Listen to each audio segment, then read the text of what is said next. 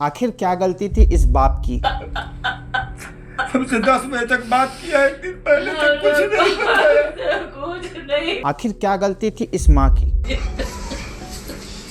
मेरे बच्चा को इंसाफ दिलवा दीजिए बस, और कुछ नहीं चाहिए। जो उन्हें सिर्फ अपने 34 साल के बच्चे को खोना पड़ा। अतुल सुभाष, जो कि एक एआई और मशीन लर्निंग एक्सपर्ट थे, जो कि बेंगलोर में रहते थे, अपनी जिंदगी और इस देश की ब्रोकन लीगल सिस्टम की कहानी के साथ हम सब के सामने एक बड़ा सवाल उठाकर चले गए। हेलो वर्ल्ड, मेरा नाम अतुल सुभाष है। मैं तकरीबन 34 साल का हूँ, बेंगलोर में रहता हूँ। आज करने जा रहा हूँ। एक इंसान को इतना परेशान, टॉर्चर और मेंटली डिस्टर्ब कर दिया जाता है कि अपनी जिंदगी खत्म करने के अलावा उसके पास और कोई चारा ही नहीं बचता।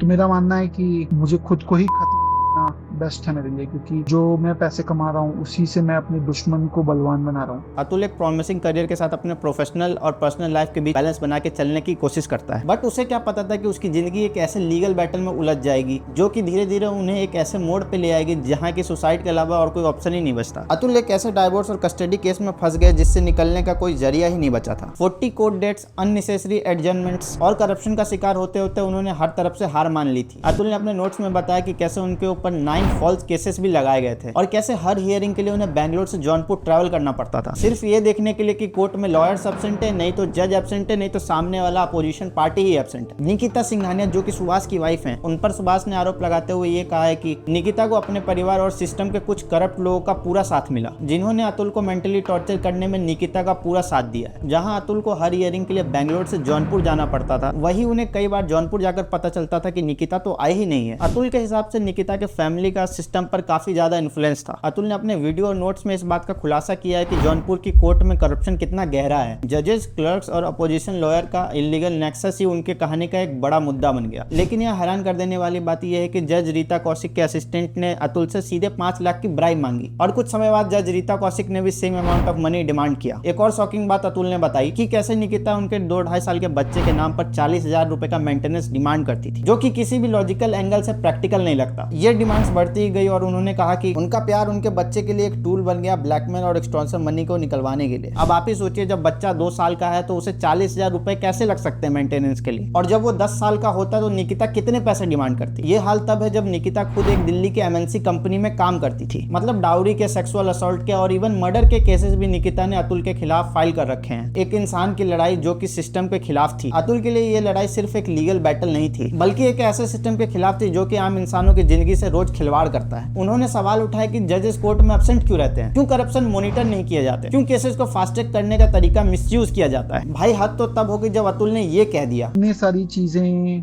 एविडेंस और सब कुछ होने के बाद भी अगर कोर्ट, ये जज और मेरे बाकी के हरासर्स को पनिशमेंट नहीं देती है और बरी कर देती है, तो मेरा जो अस्थि है वहीं कोर्ट के बाहर किसी गटर में बहा देना चाहिए। और जब हमारे पॉलिटिकल लीडर से इन केसेस के बारे में पूछा जाता है तो जवाब कुछ ऐसे आते हैं। ये नहीं कह सकते, और हमेशा 99% जो है मैरिजेस में पुरुषों का ही दोष होता है, इसीलिए ऐसी गलतियां भी हो जाती है। वेल, अतुल को मरे हुए काफी दिन हो गए, क्या अभी तक कोई अरेस्ट हुआ?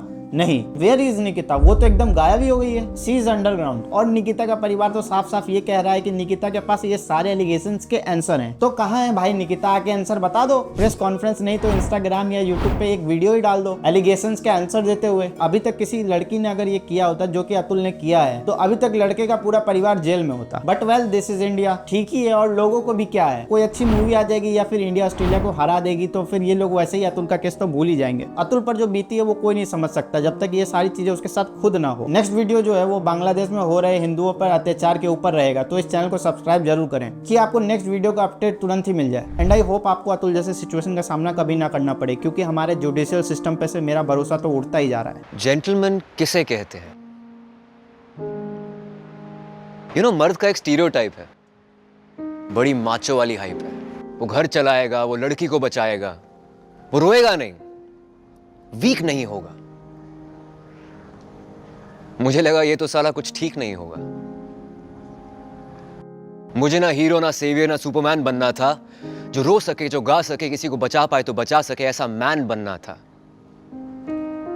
मैं हिंदी में सेंटी होता हूं।